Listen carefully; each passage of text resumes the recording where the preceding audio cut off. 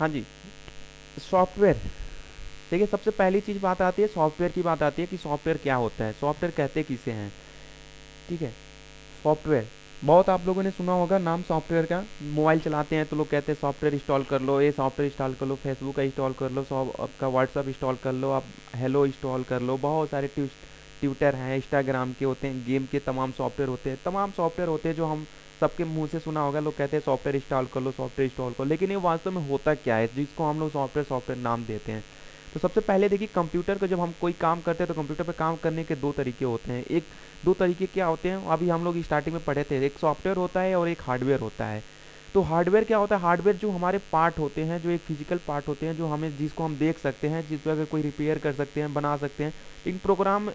लेकिन सॉफ्टवेयर जो होता है एक प्रकार का प्रोग्राम होता है जिस पे हम ये सब सारे काम नहीं करते। प्रोग्राम जो हम कोई अपनी योजना बनाकर कोई अपना एक काम करते हैं, ठीक है, वही एक आपका सॉफ्टवेयर कहलाता है।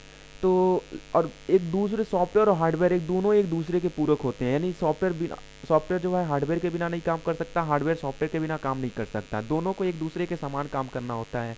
ठीक है, अगर आपके पास हार्डवेयर है, अगर सॉफ्टवेयर नहीं है तो सॉफ्टवेयर, यानी कि कहने का मतलब है कि एक शरीर है, शरीर में अगर एक आत्मा नहीं हो तो आपका शरीर का कोई मतलब नहीं है, अगर आत्मा है तो और शरीर नहीं है तो दोनों का कोई मतलब, यानी एक दूसरे के पूरक होते हैं, यानी सॉफ्टवेयर और हार्डवेयर दोनों कंप्यूटर में आपके पास होना जरूरी है, कंपलसरी है। तो सबसे पहले चीज़ आती है, कुछ डिफिनेशन की बात कर लेते हैं कि सॉफ्टवेयर कहते किसे हैं। देखिए, सॉफ्टवेयर उन प्रोग्राम को कहा जाता है जिन्हें हम हार्डवेयर पर चलाते हैं, जिनके द्वारा हम सारे कार्य करते हैं। बिना सॉफ्टवेयर पे कंप्यूटर पर कोई भी कार्य कर पाना असंभव होता है। सॉफ्टवेयर मुख्यतः तीन प्रकार का होता है। पहला होता है हमारा सिस्टम सॉफ्टवेयर, दूसरा होता है एप्लीकेशन सॉफ्टवेयर, तीसरा होता है यूटिलिटी सॉफ्टवेयर। तीन प्रकार के सॉफ्टवेयर होते हैं। तो सबसे पहले हम लोग सॉफ्टवेयर की बात करते हैं कि सॉफ्टवेयर की कह रहे हैं, सॉफ्टवेयर उन प्रोग्राम को कहा जाता है जिनको हम हार्डवेयर पे चलाते हैं। यानी कहने का मतलब है कि सॉफ्टवेयर जो हमारे पास होता है, हमारे कंप्यूटर में जो सॉफ्टवेयर होता है, जो हमारे कंप्यूटर के हार्डवेयर पार्ट होते हैं, हार्डवेयर पार्ट जैसे कि आपका keyboard, mouse, monitor, CPU, printer, mouse, keyboard, ये सब तमाम जो हार्डवेयर के पार्ट होते हैं, इनको चलाने के लिए हमें एक प्रॉपर एक सॉफ्टवेयर की ज़रूरत पड़ती है, यानी एक प्रोग्राम की ज़रूरत पड़ती है। जब तक हम कंप्यूटर में यानी वो जो प्रोग्राम हम नहीं डालते तब तक वो हमारा काम नहीं करता है। ठीक है, ये होता है हमारा सॉफ्टवेयर। ये सॉफ्टवेयर मुख्यतः हमारे तीन प्रकार के होते हैं। पहला होता है हमारा सिस्टम सॉफ्टवेयर, दूसरा होता है एप्लीकेशन सॉफ्टवेयर, तीसरा होता है यूटिलिटी सॉफ्टवेयर। सिस्टम सॉफ्टवेयर क्या करता है, सिस्टम सॉफ्टवेयर एक ऐसे प्रोग्राम को कहा जाता है जिनका काम कंप्यूटर को चलाने तथा कंप्यूटर को यूज करने के लायक बनाता है, जिसमें सॉफ्टवेयर ही कंप्यूटर में जान डालने का काम करता है। इसके बिना कंप्यूटर एक बेजान मशीन है। ठीक है, एग्जाम्पल के लिए देखिए, विंडोज है, विस्टा है, एम एस डॉस है, एक्सपी है। इसमें Vista, M S DOS, XP का नाम शायद आप लोग के दिमाग में ना हो, कन्फ्यूजन हो कि है क्या, लेकिन विंडोज आप लोग को अधिकतर सबको पता है, कंप्यूटर एक चलाने वाले बंदे को सबको पता है कि विंडोज क्या होता है।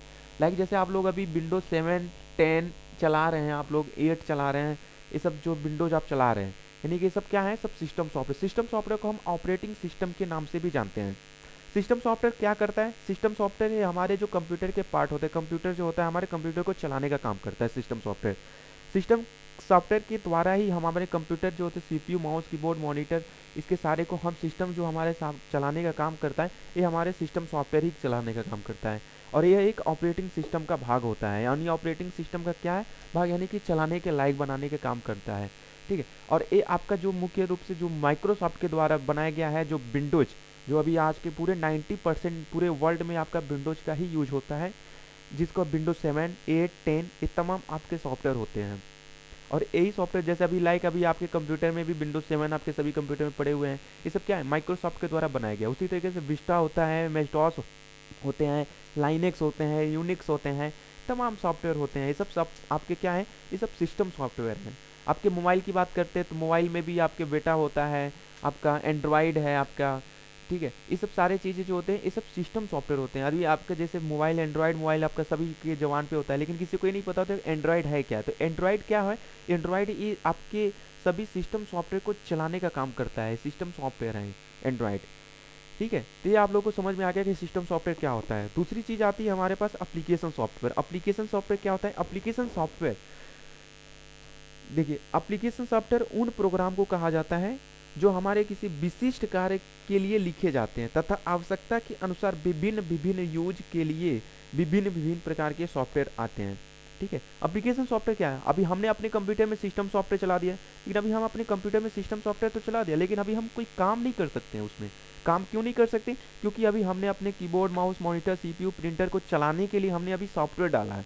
अभी उस पर हम कोई काम नहीं, अब हम आपको मान लीजिए अभी फोटो बनाना है, कोई आपको टाइपिंग करना है, या आपको कोई अकाउंटिंग का काम करना है, कोई कैलकुलेशन का काम करना है, तो अभी आप ये सब काम नहीं कर सकते। ये सब काम करने के लिए आपको क्या करना पड़ेगा? आप अपने कंप्यूटर में आपको डालना पड़ेगा क्या? Application software. तो एप्लीकेशन सॉफ्टवेयर को डालने के लिए आपको अपने एक मार्केट से आपको परचेज करना पड़ेगा। ठीक है, तो और आपको अपने कंप्यूटर में डालना पड़ेगा। तो वो आपके जैसे होते हैं, एमएस ऑफिस हो गया, आपका टैली हो गया, टाइपिंग हो गया, टाइपिंग मास्टर हो गया, जिसपे आप टाइपिंग करना सीखते हैं। ये सब क्या होते हैं? Application software. अगर उसी तरीके से हम मोबाइल की बात करें तो मोबाइल में आप लोग व्हाट्सअप चलाते हैं, फेसबुक चलाते हैं, हेलो चलाते हैं, इंस्टाग्राम चलाते हैं, ट्विटर चलाते हैं, ये तमाम आप सॉफ्टवेयर चलाते हैं, गेम चलाते हैं। ये सब सारे चीज़ें क्या होते हैं? ये सब एप्लीकेशन सॉफ्टवेयर होते हैं, ये सब एप्लीकेशन।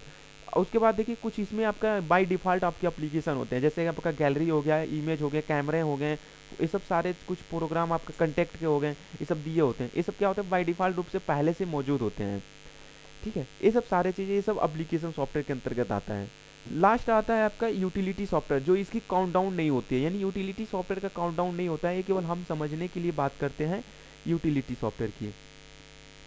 ठीक है, यूटिलिटी सॉफ्टवेयर ये क्या करता है? ये हमारे कंप्यूटर को क्या है, सुरक्षा प्रदान करता है। हम अपने कंप्यूटर में क्या करते हैं? सुरक्षा देने का काम करते हैं। अगर हमारे कंप्यूटर में कोई प्रॉब्लम आ जाती है तो हम कंप्यूटर में क्या करते हैं? जैसे अभी वायरस की बात करते हैं, अभी जैसे अभी आपका कोरोना वायरस का चल रहा है कि भाई इसका वायरस का भी कोई तोड़ नहीं निकला, इसकी दवा नहीं निकली, कोई वैक्सीन नहीं निकली। इसी तरीके से हमारे पास एक यूटिलिटी सॉफ्टवेयर है, यानी कि हम क्या करते हैं? जैसे अभी नया वायरस आ गया है, अभी इसकी कोई वैक्सीन तैयार है नहीं, इसी तरीके से क्या होता है? हमारे कंप्यूटर में भी होते हैं, कंप्यूटर में भी वायरस के होते हैं, बहुत सारे वायरस जो, लेकिन एक जान ले, चाहे मेडिकल की बात हो या आपके आपके जो ये वायरस होते हैं या कंप्यूटर की बात हो, ये वायरस हमेशा बनाया जाता है, कभी ये नेचुरलिटी कहीं वायरस आता नहीं है। अभी आपका ये जो कोविड-19 बना है, ये भी कहीं ना कहीं बनाया ही गया है, ये कहीं से आया नहीं है कि ये नेचुरलिटी कहीं से टपक पड़ा हो, ऐसा नहीं है। ये किसी ने कहीं ना कहीं किसी लैब में बनाया गया है, और ये लैब बनाने के बाद ही ये धीरे से वो फैल गया और ये महामारी का रूप ले लिया। ठीक है, जो ये आपका इसी तरीके ये जो वायरस होते हैं, वायरस कहीं से बनने, ये वायरस खुद बनाया जाता है। क्यों बनाया जाता है? ये एंटीबायोटिक डोज के लिए बनाया जाता है, जो एक लड़ाई लड़ने के लिए, कि कोई आने वाले फ्यूचर में कोई बीमारियां हो तो उससे निजात पाने के लिए। इसी तरीके तो ये सारी चीज़ें होती है। तो इसी तरीके से हमारे कंप्यूटर में क्या होता है? कंप्यूटर में भी वायरस होते हैं। वायरस क्या होता है? डाटा को करप्ट करने के लिए बनाया जाता है, किसी को हैक करने के लिए बनाया जाता है। लेकिन इसी को बचाव के लिए हम खुद एक वायरस बनाते हैं यूटिलिटी सॉफ्टवेयर के रूप में। ठीक है, जो हम अपने कंप्यूटर में अगर कोई वायरस आता है तो उसकी बचाव के लिए करते हैं, बचाव के लिए हम अपने पास डालते हैं। तो इसके लिए बहुत सारे, जैसे आपके क्यूखिल है, एंटीवायरस में आपका क्यूखिल होता है, एनपीए भी होता है। ठीक है, उसके एवेस्ट होते हैं तमाम। आपके मोबाइल में देखिए, मोबाइल आप लोग अधिकतर मोबाइल में आपका 360 आपका मोबाइल में आपका वायरस है, आपका पड़ा हुआ एंटीवायरस होते हैं। ठीक है, ये सब आपके सॉफ्टवेयर होते हैं। ठीक है, ये बात हो गई आपकी सॉफ्टवेयर की। ये पूरे सॉफ्टवेयर की चीज़ें था, आप लोग को सॉफ्टवेयर बता दिया मैंने आपको। ठीक है, उसके बाद अब बात आती है कि अब नेक्स्ट अब आपको, अब आगे हम लोग बढ़ते हैं टाइप्स ऑफ ऑपरेटिंग सिस्टम।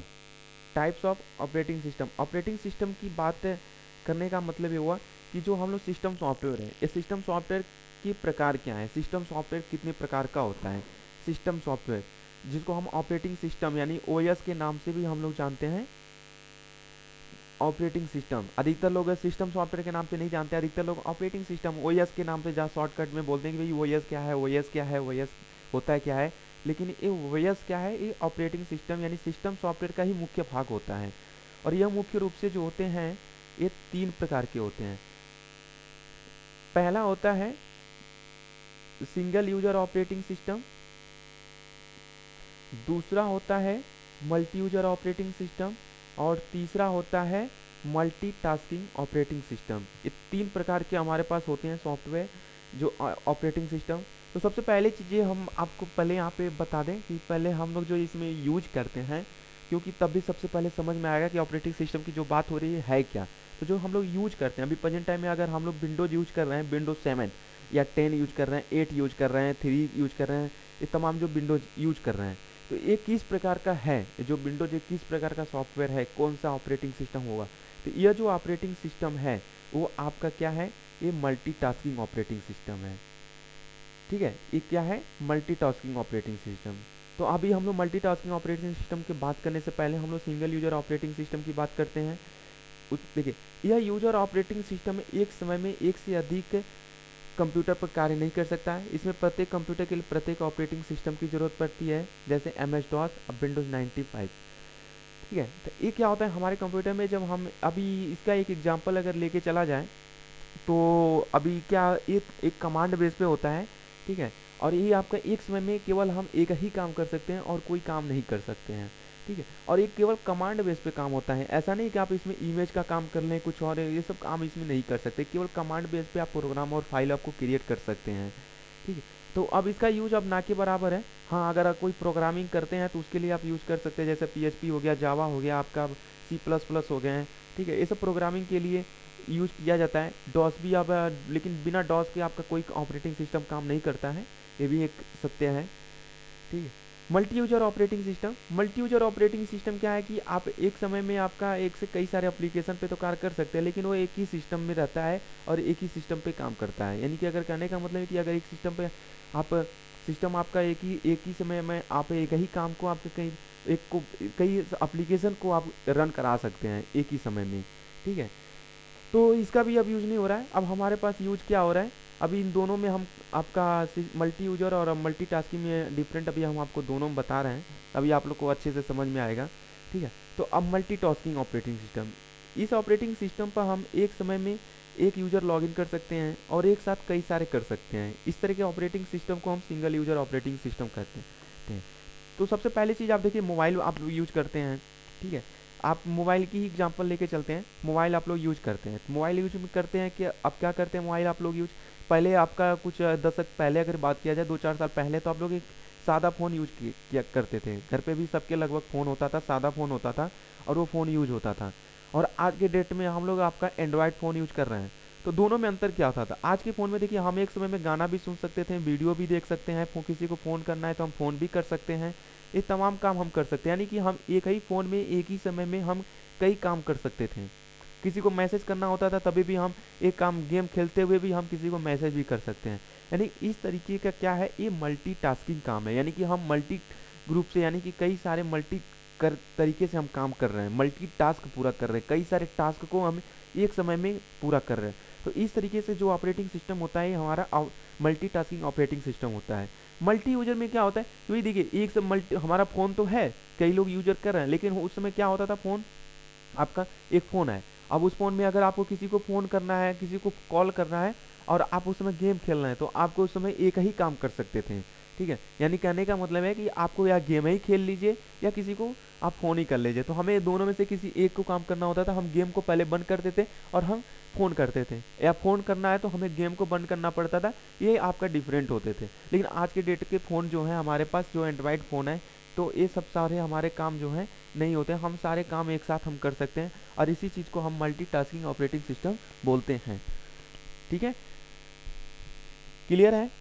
ठीक है, इसी तरीके से हमारे जो विंडोज़ हैं, ये हमारे विंडोज जो सॉफ्टवेयर विंडोज है हमारे पास 7 है, 8 है, 10 है, ये जो हमारे पास जो है, ये सब क्या करते हैं हमारे पास, ये सब सारे चीज़ हमारे वही काम करते हैं। यानी एक समय में हम सारे काम कर सकते हैं। एक समय में ऐसा नहीं है कि हम एक ही काम करेंगे, हम एक समय में हम कई सारे काम कर सकते हैं। ठीक है, क्लियर है। चलिए अब आगे हम लोग लैंग्वेज पे आते हैं, लैंग्वेज की बात करते हैं। देखिए, लैंग्वेज बहुत इंपॉर्टेंट चीज़ है।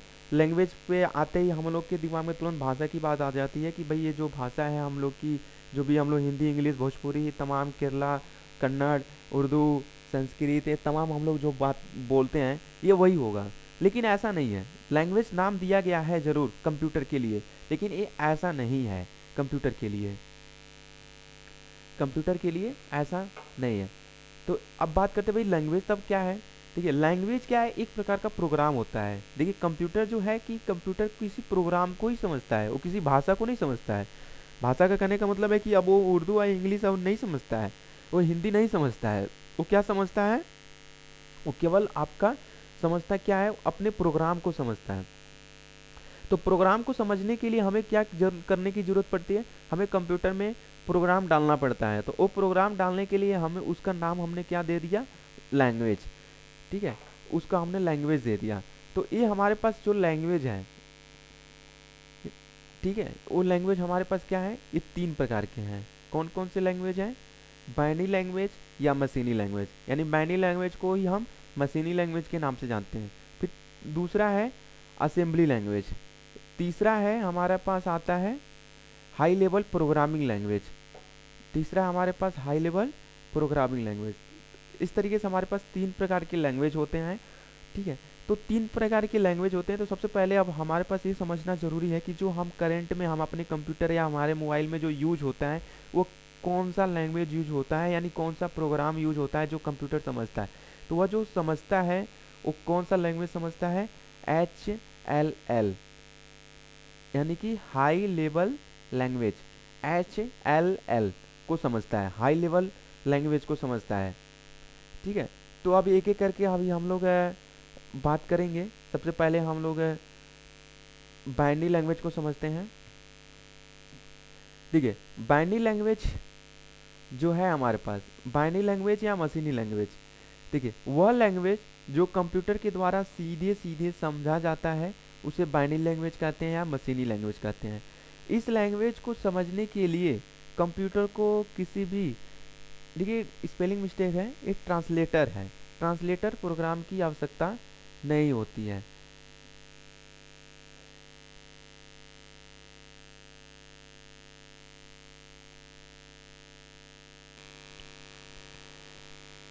देखिए, तो जो लैंग्वेज, यानी कहने का मतलब यह है कि जो बाइनरी लैंग्वेज होता है, बाइनरी लैंग्वेज वह कंप्यूटर द्वारा सीधे सीधे समझा जाता है। यानी कंप्यूटर क्या है कि ये कुछ समझता नहीं है, कंप्यूटर केवल अपनी जो अपनी खुद की प्रोग्राम है वो केवल अपना खुद ही प्रोग्राम बनाता है, बनाता नहीं है, मतलब वो खुद अपना ही प्रोग्राम को समझता है।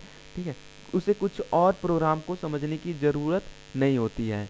ठीक है, और इसे हम मशीनी कोड के नाम से भी जाना जाता है, जो ये 0 और 1 होता है और ये 2 अंकों को समझता है, केवल 0 और 1।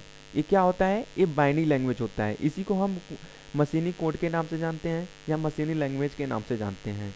ठीक है, और इसका परिपथ इस प्रकार तैयार की जाती है कि मशीनी लैंग्वेज को तुरंत पहचान लें। यानी कहने का मतलब, और जब हम कोई प्रोग्राम ऐसा कुछ बनाते हैं, सपोज आपको अगर अपना नाम ही लिखना है तो परिपथ होता है, रास्ता होता है, यानी को उसको हम इस तरीके से बनाना होता है कि कंप्यूटर को केवल 0 और 1 में समझ ले और उसे पता चल जाए कि आपने क्या लिखा है। यानी आपने अगर मान लीजिए कोई नाम लिखा है तो कंप्यूटर को तुरंत पता चल जाए, यानी कंप्यूटर को पता चलने का मतलब है कि बाइनरी को पता चल जाए कि भाई वो क्या आपने लिखा है। तो उसको आपको क्या है, वो किस में समझेगा, केवल 0 और 1 में ही समझ के वो बताएगा। ठीक है, क्लियर हो गया होगा लगभग। ठीक है, उसके बाद दूसरी चीज़ आती है असेंबली लैंग्वेज। अब बात यहाँ पे असेंबली लैंग्वेज की बात आती है। ठीक है, असेंबली लैंग्वेज क्या है, असेंबली बाइनरी लैंग्वेज तो हमने समझा कि कंप्यूटर जो है अपनी केवल वही लैंग्वेज समझता है जो कंप्यूटर के द्वारा बनाया गया है। कंप्यूटर जो समझता है, कंप्यूटर केवल 0 और 1 को समझता है। अब आपको अपना नाम लिखना है तो आपको अपना नाम लिखने के लिए भाई कंप्यूटर को तो 0 और 1 में ही बताना पड़ेगा ना आपको। तो भाई ये सबके लिए क्या था कि ये सबके लिए पॉसिबल नहीं होता था, यानी सब लोग 0 और 1 में कोडिंग करना सबके लिए पॉसिबल नहीं होता था। ठीक है, और कंप्यूटर का विकास भी करना था, यानी सबके हर जगह सबके पास पहुंचाना भी था। तो उस समय कंप्यूटर का प्रोग्राम बनाया गया, एक कंप्यूटर के लिए प्रोग्राम बनाया गया जिसका नाम रखा गया असेंबली लैंग्वेज। और ठीक है, और उस प्रोग्राम का नाम और प्रोग्राम क्या बनाया गया, असेंबलर लैंग्वेज के नाम से। असेंबलर एक प्रोग्राम बनाया गया। ठीक है, और वो असेंबलर क्या है, असेंबलर देखिए, असेंबलर प्रोग्राम बनाया गया और ये असेंबलर करता क्या है कि आप जो भी कोई लेटर अक्षर जो बनाते हैं तो वो क्या करता है, उसको पहले बार वो ट्रांसलेट करने का काम करता है। ठीक है, आपने जैसे अभी मान लीजिए अभी आपने लिखा अपना नाम दीपशिखा लिखा, तो दीपशिखा लिखा तो दीपशिखा लिखा, तो कंप्यूटर तो दीपशिखा समझेगा नहीं। ठीक है, क्योंकि आपने लिखा इंग्लिश लैंग्वेज में और कंप्यूटर समझेगा केवल बाइनरी लैंग्वेज। तो इसके लिए क्या हमें ज़रूरत पड़ी कि इसके लिए एक ट्रांसलेटर की ज़रूरत पड़ी। तो ट्रांसलेटर यानी कि उसके लिए हमने अपने कंप्यूटर में क्या फिट करना पड़ा, असेंबलर, एक प्रोग्राम डाला और वो क्या किया, इंग्लिश लैंग्वेज को ट्रांसलेट करके किस में ट्रांसलेट कर दिया, हमें वो कोडिंग भाषा में 0 और 1 में, और कंप्यूटर को समझ में आ गया कि आपने क्या लिखा था। इस तरीके से असेंबलर काम करता है। तो अभी प्रेजेंट टाइम में असेंबलर प्रोग्राम का यूज नहीं होता है। ठीक है, अभी यूज किसका हो रहा है, हमारे सामने यूज हो रहा है क्या, हाई लेवल प्रोग्रामिंग लैंग्वेज। ठीक है। हाई लेवल प्रोग्रामिंग लैंग्वेज, ये क्या है करता है, कंप्यूटर में यूज की जाने वाली ये भाषा यानी ये लैंग्वेज, ये program English letter number symbol का यूज किया जाता है और उसे हाई लेवल प्रोग्रामिंग लैंग्वेज कहते हैं।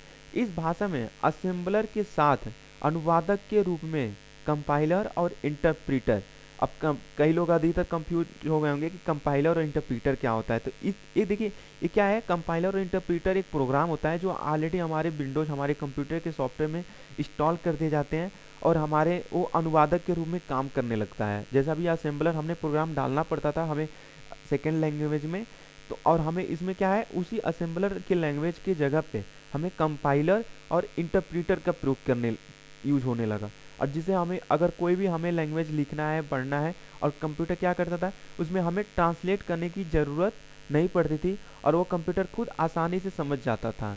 जैसे अभी आपको आप कंप्यूटर पे जब कुछ लिखते हैं जब कुछ करते हैं तो आपको क्या करना पड़ता है, कन्वर्ट नहीं करना पड़ता है, वो अपने आप क्या करता है कि कन्वर्ट कर लेता है अपने आप, आपको समझ जाता है कि आपने अब सपोज आपने लिखा Ram is a good boy, तो Ram is a good boy लिखा तो आपको कंप्यूटर 0 1 में कन्वर्ट करने की जरूरत नहीं पड़ी, या असेंबलर को बुलाना नहीं पड़ा कि भाई इसको 0 और 1 में कन्वर्ट करके बताइए। कंप्यूटर क्या है, वो खुद अपना खुद वो चीज़ें को आपने समझ कर अपने 0 1 में कन्वर्ट ट्रांसलेट करके और आपके सामने लिख कर दे दिया Ram is a good boy, और अपना कंप्यूटर भी समझ गया कि हम आपने क्या लिखा हुआ था। इस तरीके से हमारा जो है कंप्यूटर काम करता है। इस तरीके से ये हो गया, लैंग्वेज की बात हो गई, लैंग्वेज भी आपका क्लियर हो गया। ठीक है, अब थोड़ी सी हम बात करते हैं कंप्यूटर की विशेषताओं पे। तो देखिए अब सबसे पहले हमारे कंप्यूटर की विशेषताएं क्या हैं। देखिए कंप्यूटर की विशेषताएं, कैरेक्टरिस्टिक्स ऑफ कंप्यूटर, कंप्यूटर की विशेषताएं क्या हैं इसकी बात हम लोग कर लें। देखिए कंप्यूटर की जो विशेषताएं हैं ये अभी सभी जितने भी कोई भी व्यक्ति जो है वो अपने हिसाब से कंप्यूटर की विशेषताएं बताता है कि भाई अपने, जैसे अभी कोई कंप्यूटर पर आप कोई अच्छा काम कर रहे हैं अब और वो काम आप ही के लिए है, सूटेबल पड़ता है और आपको लगता है भाई ये काम तो हमने किसी और मशीन से किया था और वो काम सक्सेस नहीं था और हमने कंप्यूटर पे से काम किया तो काम सक्सेस हो गया और बहुत अच्छे से हम काम कर ले रहे हैं। ठीक है, तो इसी तरीके से कंप्यूटर की जो व्यक्ति अपने हिसाब से क्या है उसकी विशेषताएं बनाया हुआ है और जिसको हम लोग अपनी भाषा में समझते रहते हैं। ठीक है, तो इसी में देखिए सबसे पहले जो बात आती है गति की।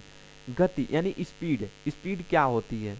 देखिए कंप्यूटर जैसे अभी हम लोग दौड़ते हैं तो सब लोग की दौड़ने की इस वजह से 4 5 लड़कों का 100 मीटर की दूरी को दौड़ने के लिए अगर बता जाए भाई चलो दौड़ो, तो उसमें कुछ 4 5 बच्चों में से होगा, कोई एक बच्चा बहुत तेज दौड़ेगा, कोई सेकंड बच्चा होगा थोड़ा सा स्लो दौड़ेगा, कोई तीसरा होगा उससे भी स्लो दौड़ेगा, कोई इसी में फर्स्ट आ जाएगा, कोई थर्ड आ जाएगा। इस तरीके यानी सबकी गति क्या है कि एक समान नहीं होती है। इसीलिए कंप्यूटर की भी गति, ऐसे कंप्यूटर भी तो एक मशीन है, तो कंप्यूटर की जो कैलकुलेशन करने की गति है, ठीक है, वो आपका इसमें बहुत स्पीड से गणना होती है। यानी कि जो काम आपका जो कई आप जो हाथों से गणना करने का काम करते हैं, जैसे पहले हम लोग हाथों से गणना काम करते थे अबेकस के द्वारा, और जो मशीन हमारे पास बना था अभी हम लोग कल हिस्ट्री में पढ़े थे हम लोग। ठीक है, तो ये सब काम जो हमने किया था, तो एक अब क्या है, अब जब हम कंप्यूटर से वही काम करने लगे तो घंटों का काम अब सेकंडों में होने लगा। ठीक है, तो इस तरीके से यानी गति इसे हमें आसानी से पता चल गया। यानी जहां आपको एक छोटी सी कैलकुलेशन करने में समय लगता था, कंप्यूटर वो बड़ी से बड़ी कैलकुलेशन को सेकंडों में करने के लिए समय नहीं लेता है। और यह गति उसके प्रोसेसर यानी सीपीयू की बात कर रहा है, सीपीयू में प्रदान होती है। कंप्यूटर की गति को हमेशा देखिए ध्यान दीजिएगा, एक हमेशा क्वेश्चन पूछता भी है, हमेशा कोई भी कम्पिटिटिव एग्जाम में कंप्यूटर की स्पीड को किस में मापी जाती है, तो कंप्यूटर की जो स्पीड होती है वो हर्ट में मापी जाती है, यह ध्यान में देंगे आप लोग। ठीक है, दूसरा आता है एक्यूरेसी। एक्यूरेसी क्या है, सटीकता। यानी जैसे अभी आप लोग टाइपिंग करते हैं तो आप लोग टाइपिंग देखते होंगे, टाइपिंग आपका 100% होता है, तो कंप्यूटर देखिए कोई भी गलती कंप्यूटर नहीं करता है, कंप्यूटर की गलती कौन करता है, एक यूजर करता है। तो आपको अगर टाइपिंग करना है, आपको आप 90 की आपके 90 आप 100 वर्ड है, 100 वर्ड में आपने 90 वर्ड आपने सही टाइप किया, 10 वर्ड आपने गलत किया, तो 10 वर्ड आपका क्या है, ये एक्यूरेसी में काउंट की जाएगी कि आपकी जो सटीकता है 90% आप सही कर रहे हैं और 10% आपकी गलतियां हैं। ये कंप्यूटर आपको बता रहा है। ठीक है, ये कंप्यूटर की गलती नहीं है, ये गलती किसकी है, एक यूजर की गलती है। यानी कहने का मतलब है कि जो कंप्यूटर जो यूजर हमेशा जो काम करता है उसी पे निर्भर रहता है। यूजर अगर सही काम करता है तो यूजर सही काम करता है, अगर यूजर गलत काम करता है तो गलत काम करता है। इसी पे एक्यूरेसी पे काम करता है, सटीकता पे काम करता है। और ये हमारे कंप्यूटर को भली बात पता है कि आप जो काम करते हैं, क्योंकि कंप्यूटर को ऑलरेडी क्या है, कंप्यूटर में ऑलरेडी प्रोग्राम क्या होता है, फिट रहते हैं कंप्यूटर में। कंप्यूटर के पास तो कोई ऐसा तो अपने मन से कोई ऐसा तो है नहीं कि वो अपने मन से कोई काम कर रहा है, ऐसे नहीं है। कंप्यूटर क्या है, कंप्यूटर के अंदर कोई प्रोग्राम जो होते हैं वो पहले से निर्दिष्ट निर्देश पालन करके ही बनाया गया होता है, यानी कंप्यूटर के पहले ही प्रोग्राम फिट कर दिया गया है और उसी प्रोग्राम पे ही हमें काम करना होता है, ठीक है। ये एक्यूरेसी होती है। नेक्स्ट आती है स्वचालित, यानी कि जिसको हम लोग ऑटोमेटिक कहते हैं। बहुत सुना होगा कि ऑटोमेटिक, हर काम ऑटोमेटिक, मोबाइल भी ऑटोमेटिक चल रहा है, एटीएम में पैसा निकालने जाते हैं तो ऑटोमेटिक जाते हैं, कहीं शॉपिंग मॉल में जाते हैं देखते होंगे स्वचालित सीढ़ियाँ जो होती हैं ऑटोमेटिक चलने लगती हैं, ठीक है। आप लिफ्ट का यूज करते हैं, सब ऑटोमेटिक होते हैं। लेकिन आपने कभी सोचा है कि ऑटोमेटिक है क्यों? ऑटोमेटिक काम करता है तो भाई सही है, ऑटोमेटिक काम कर रहा है, अपने मन से काम करता है? नहीं, गलत है। ऑटोमेटिक कोई भी काम, कोई भी कंप्यूटर, कोई भी मशीन, कोई भी अपने मन से कोई काम नहीं करता है। वो कोई भी ऑटोमेटिक काम नहीं करता है। वो ऑटोमेटिक कब करता है कि जब हम कोई प्रोग्राम, जब हम उसमें, हम कंप्यूटर में कोई या कोई मशीन में हम जब कोई प्रोग्राम हम डाल देते हैं और उसी प्रोग्राम को क्या करता है, जब कंप्यूटर बार बार उसी काम को करने लगता है, इसी को हम ऑटोमेटिक नाम दे देते हैं। यानी कहने का मतलब ये है कि हमने अगर एक कंप्यूटर के लिए प्रोग्राम हमने फिट कर दिया और वो कंप्यूटर क्या कर रहा है, उसी काम को बार बार बिना गलती के वही काम करते जा रहा है, ठीक है। अगर कोई बिना विदाउट टेक्निकल प्रॉब्लम, अगर कोई टेक्निकल प्रॉब्लम आ जाती है तो वो अलग मैटर है, लेकिन अगर बिना कोई टेक्निकल प्रॉब्लम का अगर वो काम हमेशा करता रहता है तो इस चीज़ को हम कहते हैं ऑटोमेटिक। सपोज आपका कंप्यूटर है, आपको 100 पेज प्रिंट निकालना है, तो 100 प्रिंट आपने क्या कर दिया, एक बार में आपने 100 प्रिंट का कमांड दे दिया कि भाई हमें 100 प्रिंट दे देना है। तो 100 प्रिंट देने के बाद अब कंप्यूटर क्या करेगा, वो आपका 100 पेज आपको देता रहेगा आपको हमेशा, जब तक यानी 100 पेज दे नहीं देगा तब तक वो ख़त्म नहीं करेगा। उसके बीच में अगर कोई टेक्निकल प्रॉब्लम अगर प्रिंटर में आ जाती है तभी बंद होगा, लेकिन अगर कोई टेक्निकल प्रॉब्लम अगर नहीं आती है तो बंद नहीं हो सकता, ठीक है। तो ये सब आई आपका ऑटोमेटिक होता है, इसी चीज़ पे ऑटोमेटिक पे काम करता है, ठीक है। चलिए आगे बढ़ते हैं हम लोग। अब स्थायी भंडारण क्षमता, यानी कि लार्ज परमानेंट स्टोरेज। अभी हम लोग स्थायी भंडार क्षमता के बारे में पढ़ रहे हैं हम लोग, यानी कि परमानेंट स्टोरेज। परमानेंट स्टोरेज क्या होती है? देखिए, परमानेंट स्टोरेज का मतलब ये होता है कि अगर आपने कहीं शादी विवाह, घूमने खेलने कूदने कहीं गए हैं, आपने कोई यहाँ पे अच्छा फोटो बना लिया, कोई अच्छा वीडियो बना लिया, कोई आपने जैसे अभी हमने पढ़ा रहे हैं इसका हमने कोई वीडियो बना लिया, ठीक है, और इसको हमें पता है कि ये हमें कल डिलीट हो जाएगी, तो हम क्या उसको फिर बनाना चाहेंगे? नहीं। क्यों नहीं बनाना चाहेंगे? क्योंकि हमें पता है जब ये डिलीट हो जाएगा तो हम बनाएंगे क्यों? तो इसलिए कंप्यूटर क्या करता है, उसको परमानेंट स्टोर कर देता है। यानी कि जो भी हमारे पास जो आंकड़ा होते हैं, हमारे पास डाटा होते हैं, जो हमारे पास वीडियो होते हैं, ये सब हमारे जो कंप्यूटर के होते हैं, ये सब स्टोरेज होते हैं, और ये स्टोरेज के लिए हमारे कंप्यूटर में परमानेंट स्टोर हो जाते हैं। जब तक, इसमें भी एक प्रॉब्लम है, जब तक कोई टेक्निकल प्रॉब्लम ना रहे, यानी अगर कोई टेक्निकल प्रॉब्लम आ जाती है तो वो भी भाई आपका डिलीट होने की संभावनाएं बढ़ जाती है। लेकिन जब तक टेक्निकल प्रॉब्लम नहीं आती है तब तक वो आपके कंप्यूटर में, आपके मोबाइल में वो आपका परमानेंट स्टोर रहता है। यानी आपने कोई इमेज आपने रखा है तो परमानेंट स्टोर रहते हैं, ना कि वो कोई आपका कहीं पे गायब रहते हैं कि यानी आपने कोई मोबाइल में आपने कोई फ़ोटो खींच के रख दिया और वो डिलीट हो गया, ऐसा नहीं होता है। वो परमानेंट क्या होता है, स्टोर रहते हैं, ठीक है। इसी तरीके से हमारे पास आता है नेक्स्ट, विशाल भंडार क्षमता, यानी कि लार्ज स्टोरेज कैपेसिटी। अब लार्ज स्टोर कैपेसिटी यानी कि हमने का मतलब यह है कि हमारे पास, अभी हम लोग मेमोरी की कैपेसिटी पढ़ेंगे आगे तो हम लोग देखेंगे कि मेमोरी की कैपेसिटी कितनी है। तो सबसे पहले एक बात करते हैं कि मेमोरी की जो कैपेसिटी होती है वो असीमित होता है, ठीक है, यानी कि उसका कोई लिमिट नहीं है, अनलिमिटेड। आप अपने कंप्यूटर की लिमिटेड, यानी कि आप अपने कंप्यूटर के अनुसार जितना चाहें उतना डाटा को आप स्टोर करके रख सकते हैं, जिसकी कोई भी लिमिट नहीं है, ठीक है। इसी को हम लार्ज स्टोरेज कैपेसिटी के नाम से जानते हैं। यानी कि आपको अगर कोई भी इमेज रखनी है तो ये नहीं कि आपने आप अगर मेमोरी फुल हो गया तो आप दूसरी मेमोरी लगा ले, उसी हाई मेमोरी लगा लीजिए। यानी मेमोरी के कोई भी आपके लिमिटेड सोर्स नहीं है, अनलिमिटेड सोर्सेज हैं। यानी आप अपने कंप्यूटर की कैपेसिटी के अनुसार मेमोरी बढ़ाते जाइए, अपना डाटा जितना चाहें उतना रखते जाइए, ठीक है। ये आपके विशाल भंडारण क्षमता होती है।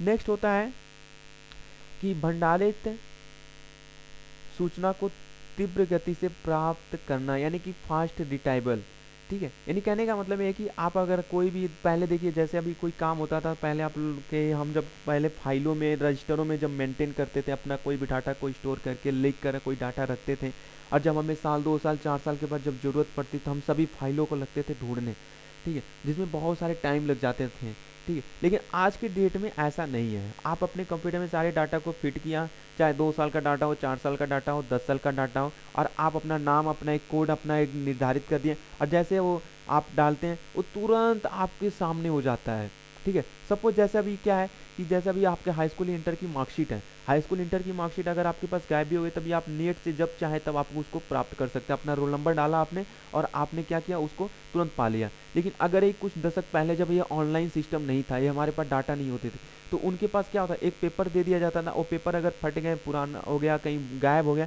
तो उनको दोबारा मार्कशीट नहीं मिल सकता था। क्यों? क्योंकि उनके पास वो डाटा नहीं होते थे, ठीक है। तो इसी चीज़ के लिए आज हमारे कंप्यूटर जो डिजिटल बनने का सबसे बड़ा रीज़न ये है कि जो हमारे तीव्र गति से हम फास्ट रिटाइबल, यानी कि हम कोई भी अपने स्टोरेज डाटा को हम तुरंत ढूंढ सकते हैं, अपनी आवश्यकता के अनुसार जब हम चाहें तो उसको यूज कर सकते हैं।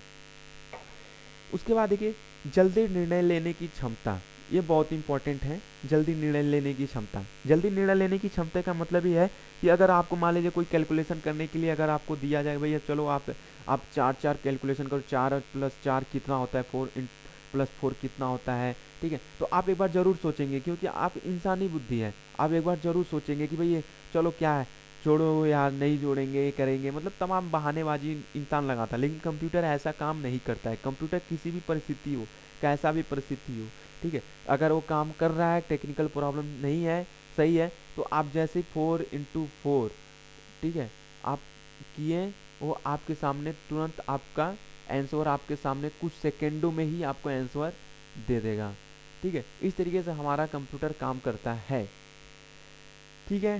तो आज की क्लास अब यहीं पे स्टॉप होती है।